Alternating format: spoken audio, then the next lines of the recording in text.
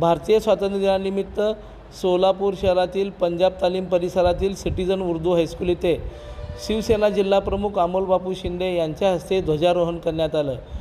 ध्वजारोहणानंतर विद्यार्थ्यांना खाऊ वाटप करण्यात आलं। या प्रसंगी संस्थेचे सर्व सदस्य, शिक्षक वर्ग, कर्मचारी व विद्यार्थी तसंच पालक मोठ्या संख्येने उपस्थित होते।